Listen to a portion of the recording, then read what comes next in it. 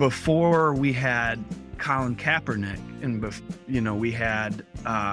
we had Mahmoud Abdul-Rauf, who was blacklisted from the NBA for his response to not resonating with the national anthem.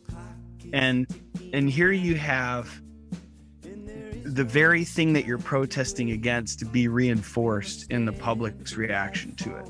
Yep. So he's sort of saying like this is a nation that has perpetuated systems of oppression. And this is a nation that has not embraced me as a man of faith, of Islamic faith.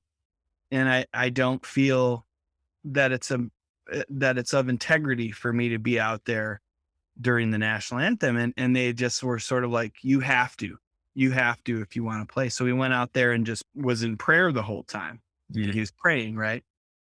And boy, the reaction to that, to a gesture like that, was sort of just like complete hatred and just banishment. And like he had to contend with bigotry and ignorance and hatred at such a high level. People who are okay with, thousands of people in the Middle East being killed by bombs with the American flag on them. You know what I mean? Yeah.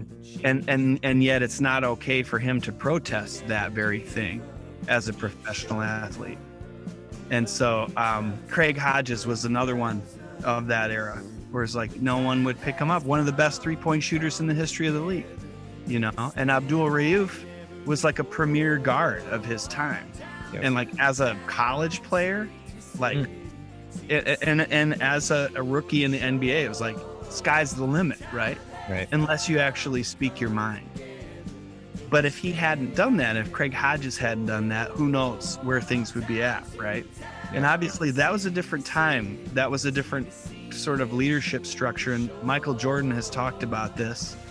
And LeBron has had the benefit of learning from Michael's mistakes, where Jordan was sort of like turning a blind eye and continuing to rack up the product endorsements, while LeBron has used his platform to make a bold stance, and the league is better for that. The game is better for that. It's better for us as activists who take so much joy in being fans of the NBA.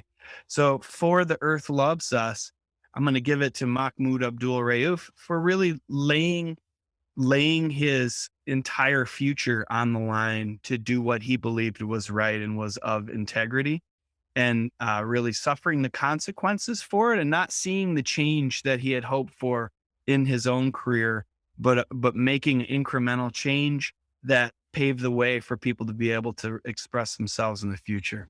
We never